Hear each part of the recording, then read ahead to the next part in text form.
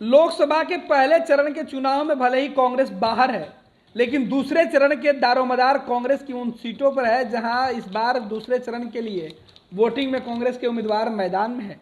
आपको बता दें कि पहले चरण के मैदान से बाहर कांग्रेस के लिए चुनावी महासमर की शुरुआत दूसरे चरण से हो रही है। भागलपुर और बांका के अलावा सीमांचल के 3 संसदीय क्षेत्र किशनगंज, कटिहार और पूर्णिया में 26 अप्रैल को दूसरे चरण का मतदान होना है। यह चरण बिहार में कांग्रेस के भविष्य भी तय करेगा।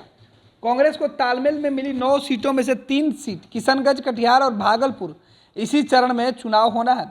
किशनगंज और कटिहार मुस्लिम बहुल संसदीय क्षेत्र है। स्वर्ण और अनुसूचित जाति का साथ मुसलमानों के साथ कांग्रेस की परंपरागत मतदाता रहे हैं। उन मतदाताओं की दलीय निष्ठा की परीक्षा भी इस चरण में होनी है। जेडीयू से राजग के एकमात्र मुस्लिम प्रत्याशी मुजाहिद आलम के भाग्य का निर्णय भी इसी चरण में होना है। पिछली बार महागठबंधन को एकमात्र किशनगंज में सफलता मिली थी। पिछले 3 चुनावों से यह सीट कांग्रेस के खाते में है। वहां साख बचाए रखने की चुनौती सांसद डॉक्टर जावेद एक बार फिर से मैदान में है। वो 3 बार विधायक भी रह चुके हैं। उनसे मुकाबले के लिए जेडीयू के मुजाहिद आलम को प्रत्याशी नीतीश कुमार ने बनाया है। वहीं राष्ट्रीय जनतांत्रिक गठबंधन यानी एनडीए ने एकमात्र मुस्लिम प्रत्याशी हैं। संघर्ष को त्रिकोणीय बनाने के लिए एआईएम के विधायक अख्तरुल इमाम भी मैदान में हैं। पिछली बार भी वो निकटतम प्रतिद्वंदी रहे थे। जेडीयू को तीसरे स्थान से संतोष करना पड़ा था। 2020 के विधानसभा चुनाव में किशनगंज जिले के 4 विधानसभा क्षेत्रों में से 2 पर एआईएम के विजयी रहा। 1 सीट कांग्रेस के खाते में गई। ऐसे में अगर 1 वोट भी खराब हुआ तो संभावनाओं पर भारी पड़ेगा। जावेद के सांसद चुने जाने के बाद किशनगंज के विधानसभा उपचुनाव में कांग्रेस ने उनकी मां साइदा बानो पर दाव लगाया था, लेकिन वो चुनाव हार गई। वहां से ओवैसी की पार्टी के उम्मीदवार चुनाव जीत गए थे। हालांकि 2020 में कांग्रेस ने उस सीट से फिर अपने कब्जे में कर लिया था। जावेद के सांसद चुने जाने के बाद किशनगंज के विधानसभा का उपचुनाव हुआ। कांग्रेस ने वहां से उनकी मां को उम्मीदवार बनाया, लेकिन वो चुनाव हार गई। वहां से एआईएम के विधायक चुनाव जीत गए। हालांकि 2020 के विधानसभा चुनाव में कांग्रेस ने वो सीट फिर से अपने कब्जे में ले लिया।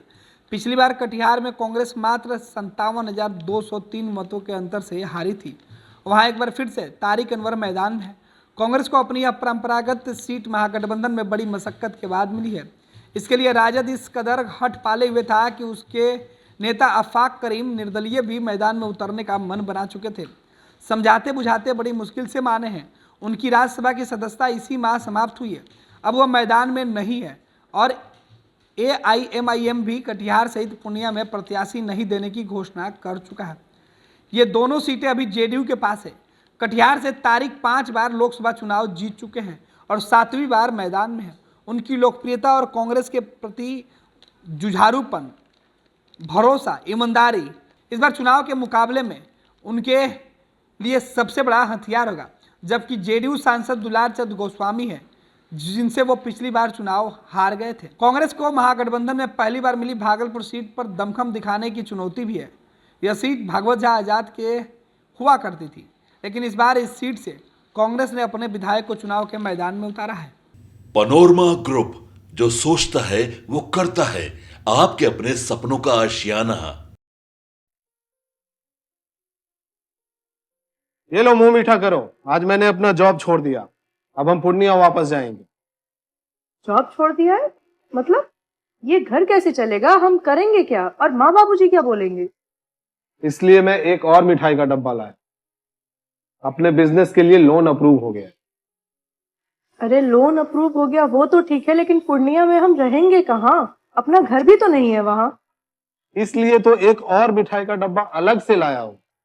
हमने पूर्णिया में घर ले लिया है, पूर्णिया के ई होम्स पैनोरमा में। पूर्णिया में पैनोरमा ग्रुप लेकर आए हैं ई होम्स पैनोरमा। बड़ा घर, आलीशान जिंदगी और अत्याधुनिक सुविधाओं के संग। अरे अब क्यों मुंह मीठा करवा रही हो? क्योंकि हम घर वापसी जो कर रहे हैं। घर वापसी की खुशी पूर्णिया में ई होम्स पैनोरमा के संग। E homes panorama, luxurious lifestyle redefined.